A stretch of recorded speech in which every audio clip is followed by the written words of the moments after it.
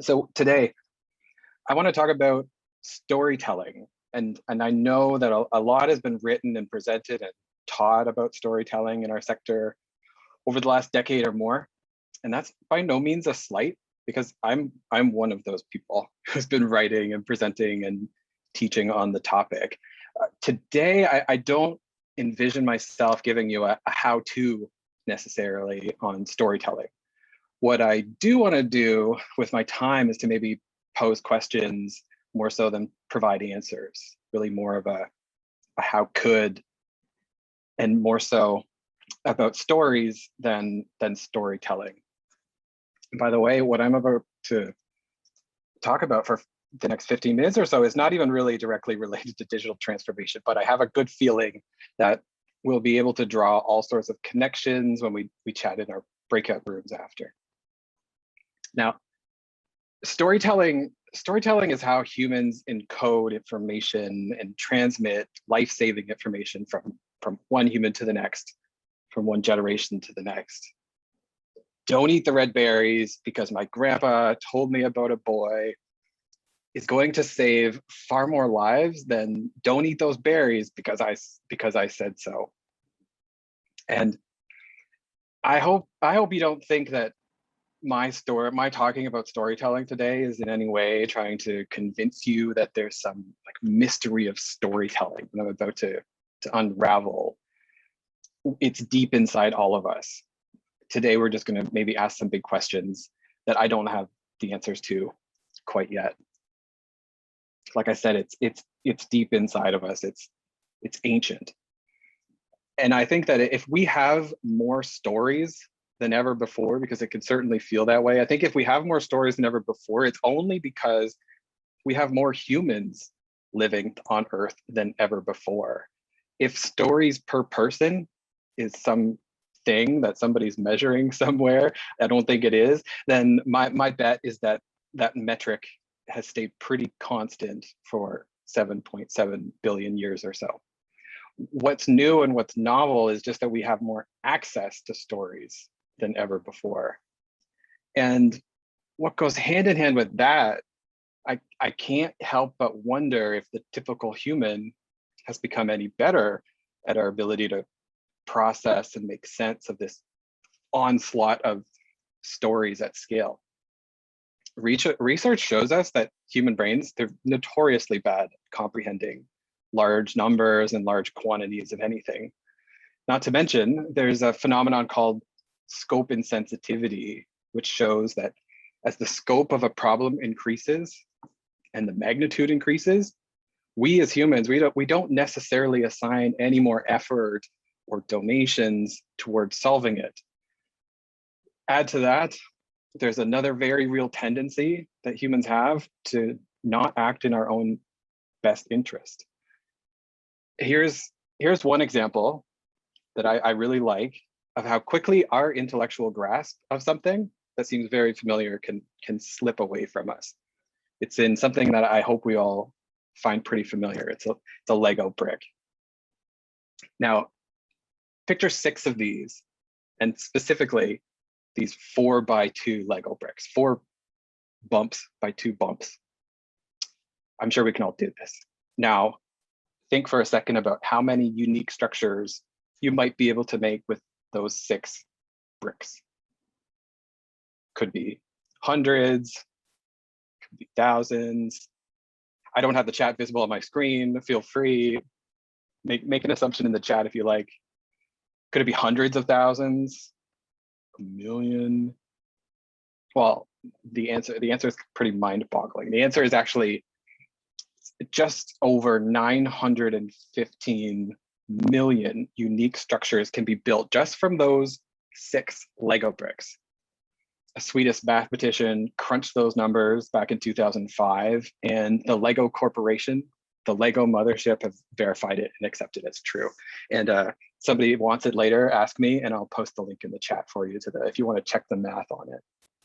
So now, just maybe as a little to help us maybe wrap our minds around how big 950 million is, imagine if you took 1 minute to make each one of those unique structures. You would be building Lego structures without a break, no bio breaks, no naps, nothing, for 1,734 years, which is about 50 generations from now. I think this is wild. I want you to hold on to this. I'm going to shift gears now. We're going to come back to Lego bricks and complexity in a few minutes. Now, I'm a fundraiser. I do some other things, but primarily I'm a fundraiser. And right now here in our professional circles, there are two pretty distinctly different approaches and philosophies of how we tell the stories that illustrate our work. I work primarily with individuals. It might be worth noting. And so when I say a donor, what pops into my own mind is a person.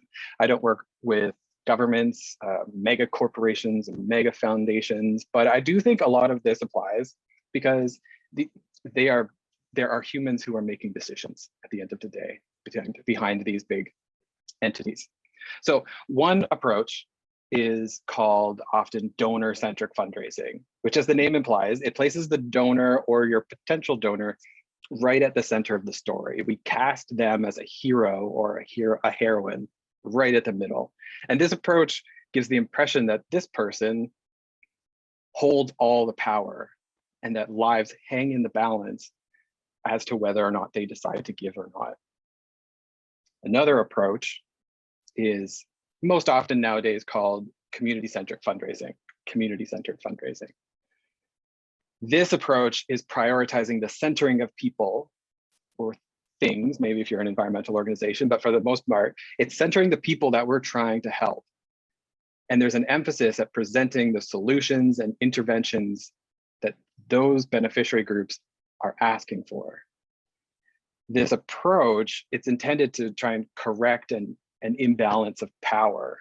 So rather than the historical approach where the person with the money assumes that they, and we assume that they know best simply by virtue of the fact that they have the money, so they must know.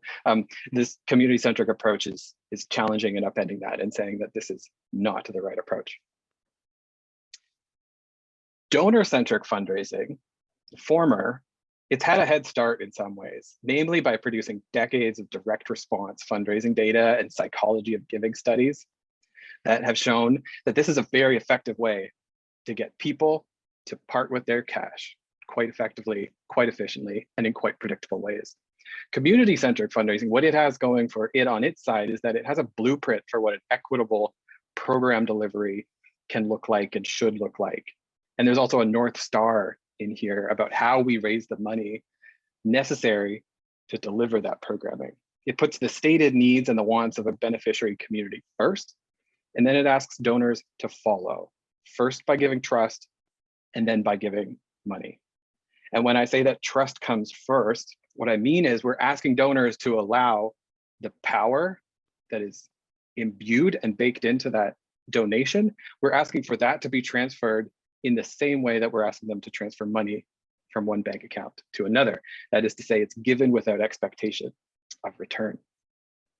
We're asking, trust that your donation is going to be used in the most effective way possible, even if the methods might seem foreign to you, and even if they challenge some of your deepest held beliefs.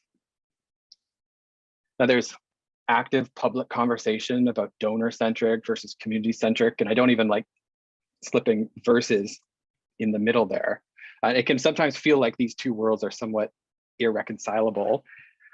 I don't really accept that. What I want to have is the outputs of the first, which is cash, the giving of cash, the philanthropy. I want the outputs of that to be compelled by the outcomes of the latter, which is agency and ownership of the beneficiary groups.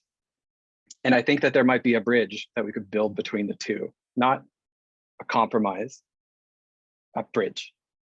And my best guess at what that bridge might be is context. I think context is defined in a few different ways. One is it's the circumstances that form the setting for an event, statement, an idea, and the terms by which it can be fully understood. Another definition is that context is the tools and the information we need to better understand an event, person, or an issue at the center. And so this is where I see an opportunity for some program managers like yourselves, frontline program delivery staff. I also know there's a few fundraisers on the call, some director of development. So I think we've got a healthy mix here. But for program delivery staff, I think there's a great opportunity for your domains of expertise to come closer and closer to fundraising, more so than ever before, and to do so with possibly more purpose and a greater potential impact than it has in the past. And I would hope that it's being done in that way, as opposed to under the label of unnecessary evil. It's a term I've never really loved. Context, I want to make sure I put a fine point on, is I don't think that context is a shortcut. I think it's probably the opposite, really, because what context does is context forces us to tell stories that ask more of our audience. I clicked the wrong thing, bear with me. So stories with context, they ask more of our audience. So stories with context, they're kind of like the protein and veggies that are going to build muscle, and they're going to power organs that can keep us fighting for another day, keep us healthy. Whereas stories without context, they're kind of like a quick hit sugar high, like that bowl of Halloween candy I have just out of view from my kids. They're going to provide a lot of satisfaction and a warm fuzzy feeling right away, but it's going to fade, and there will be no long-lasting positive effects if we tell stories without context.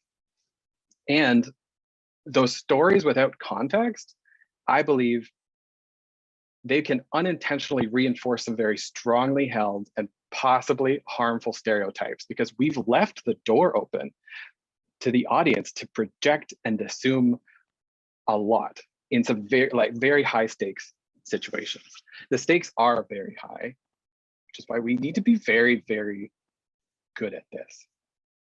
Now, to bring this back to the topic of complexity, the work that we do is deeply rooted in some very complex social and economic systems. For example, you might be working with intergenerational trauma, which might be manifesting as addiction or mental health issues. You might be working within social policies that are limiting access to medical services or voting or personal safety. There's also likely economic forces that are accelerating global warming, conflict, income inequality. Any program that a social impact organization delivers is doing so in a very complex, multi-layered ecosystem. And each layer is its own world of complexity, from the individual all the way up to global economic forces, political histories, and more. And every one of those layers is like a Lego brick. Asking an individual to comprehend the entirety of a complex, multifaceted issue might be asking a bit much to start. What we all have an opportunity to do and can be more intentional about, possibly in the future, is to just show our work. I have a sticker. I would have to close my laptop for you to see it, but I have a sticker that says show your work right here. I need that reminder myself every time I open up the laptop. We need to be asking ourselves, what are the Lego bricks that we're working with? How are they fitting together? And what does that structure look like? And when we better understand how a structure is built, we can be far more confident and likely far more effective at tearing it down and rebuilding it, something new and something better. Now, to maybe take this a little away from some theory, I want to get a little practical. I want to get practical about context by covering 3 areas in the time that I have left. I want to talk about why it's needed, what your role is in providing it, and what it might look like in actual practice. So let's start with the why. I think that we need context as a bridge because it allows us to welcome a donor in to a space where solutions exist or can be found for a problem that they're passionate about. It's not all about them, but we're creating the space for them to find and support solutions. I hope that we can all agree that the people or things that we're trying to help, that we're trying to support, they have no responsibility to raise money for those very programs that we're trying to design, facilitate, and help for them. It's our responsibility to raise that money. The people and things that we're trying to help and we're trying to understand, their personal experiences and their most acute needs, those are where our program design and our fundraising programs should start when it comes to consideration and planning. And while that's some responsibilities and some opportunities for program staff, what could be layered onto this is that where a fundraiser like me comes in is that we might be able to assemble, with all of this raw material in front of us, a very compelling narrative thread. Now, if you want to expand your community's, your organization's community of individuals that give consistently, you're going to have to tell a lot of stories, and you're going to have to do so consistently. If ever I need inspiration for this, I think about Harold Evans, who was a recently passed news editor, and he was very well known for really doggedly pursuing and publishing the impact and the scope of the thalidomide birth defects in the 1950s and 60s, and the class action suits that supported those who were affected. In his obituary, The Guardian said, sorry, I missed a side there. So The Guardian said, he knew that it was only when the newsroom was tiring of some campaigns that most readers began to take notice. And I think organizations can learn and take away a lesson from this, which is, while you may be tiring of some of the stories you're telling and the ways in which you're telling of them, that might actually be the point when the public is taking notice and you need to lean in harder. As a leader in your organization, you have the responsibility to keep that drumbeat, that storytelling drumbeat alive, and to remind those people who might be tiring of those stories and those campaigns, you might need to remind them that they're just getting started. Every conversation, a story.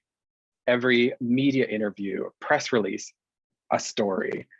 Every event, a story. Because your stories and how you tell them, they really do set the direction for an organization. And when you stop telling stories, then structures begin to fall apart. Stories in an organization and in a society, stories shape culture. Cultures shape policy. Policies shape behaviors. Behaviors shape your output. And your outputs are going to shape your impact. This is why we need to tell stories, and we need to strive to tell them better each time around. Because while we might tell those stories, with enough time, stories start to tell us. Your role. So where might you fit into this? If fundraisers get labeled as necessary evils, then an equivalent for the program managers and directors might be the unfair label of gatekeepers, which implies that you're withholding something. In this case, you might be withholding the stories. Maybe you've heard, I need a story from programs, or programs don't have any stories for me right now. I'm guilty of saying these. I don't believe that you've stashed away some great stack of stories under lock and key. I think that's way more likely is that you're lacking a cohesive understanding of what a story is exactly, and why those stories are so critical to achieving your charity's mission and your purpose. I think if you can agree on those two things, you're going to break through a lot of log jams. Doing them is much easier said than done. You might have some trust that you need to establish or rebuild with some coworkers. And you might also need to agree on some parameters to make it workable, like no last minute requests, no publishing without fact checking. Do we have the proper consents and releases in place, and so on? You need to have these conversations with your fundraising counterparts, probably even some key volunteers like your board members as well. You're all sitting at the same table and you're all staring at the same 6 Lego bricks. So if you can do this well, then you're going to build something incredible, and you might actually have some fun doing it. We all work on very serious, weighty, important issues, but that's not to say we can't still have fun along the way. So maybe what I just described sounds a little bit like where you're currently at, but maybe you don't yet have the toehold to scale this wall. And if that's true, then maybe a simpler place to start is just by listening. Just listening to the ways that stories are being told and spread throughout your organization, stories of any kind about any topic. Maybe after today, you'll listen a little more keenly to where context is fitting in. And a mind shift that you might be able to take into this afternoon or tomorrow is just don't assume that anyone just gets it. I remind myself of this quite a bit. Don't assume anyone just gets it. So maybe that's a team meeting, hiring new staff, writing an article, recruiting a board member, stewarding a long-time loyal donor.